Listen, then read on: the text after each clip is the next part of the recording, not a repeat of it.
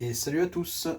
On se retrouve aujourd'hui pour le Comment qu'on fait épisode 2 et pour savoir comment qu'on fait un tail whip.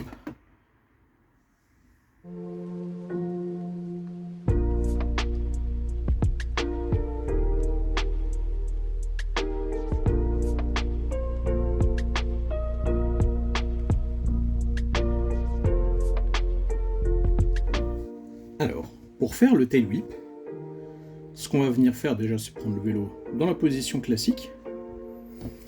Et tout simplement, en fait, ce qu'il va falloir faire, c'est relever ce doigt-là et venir avec l'autre doigt pousser le cadre. En fait, en lui donnant une impulsion suffisante, ça va faire tourner le cadre tout autour.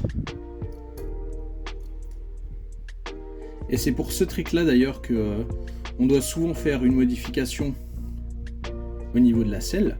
Là en fait la selle est assez basse pour qu'elle ne gêne pas trop.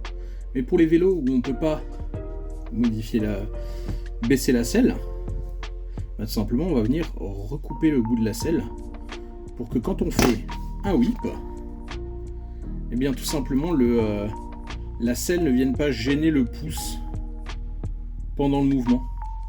Parce que sinon si on laisse la selle normale, elle va venir taper dans le pouce.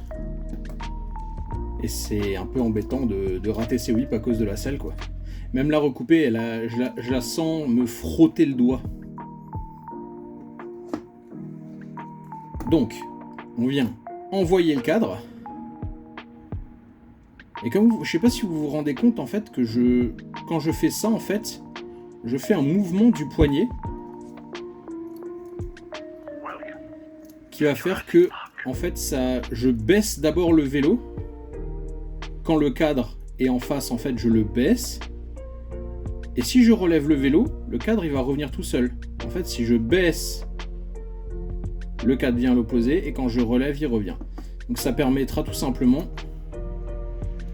de pouvoir faire un whip sans même, juste en lâchant les pieds, hop, je le baisse, je le relève. Et ça fait faire un tour complet au vélo. En fait, ce que moi je fais quand je fais mon whip, c'est que je fais un mélange entre le fait de l'envoyer avec le doigt et ce mouvement de baisser le vélo et le relever.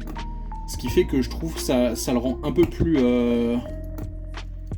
réel le whip plutôt que juste voilà. Je trouve que ça rend un peu mieux dans une line quand ce mouvement est fait, ça le rend un peu plus réaliste. On va maintenant retourner avec des rampes, des obstacles, etc.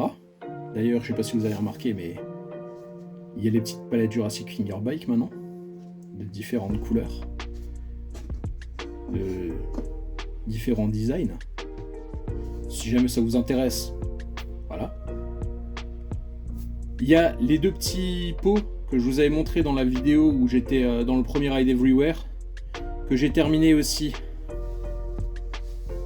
de customiser. Celui avec les plantes longues et celui avec les plus petites. Et on va essayer de se servir un peu de tout ça pour vous montrer le tail whip en action avec le petit SCM brut et violet. On revient tout de suite avec une mini edit. Encore merci à tous d'avoir pris le temps de regarder. Si jamais vous avez la moindre question sur les tricks, n'hésitez pas. S'il y a un trick que vous voudriez en particulier savoir comment faire en Finger BMX, n'hésitez pas à me le mettre en commentaire. Et sur ce, on part à la mini-edit. N'oubliez pas de follow, de like, de mettre la cloche. Merci à tous et à la prochaine. Ciao ciao.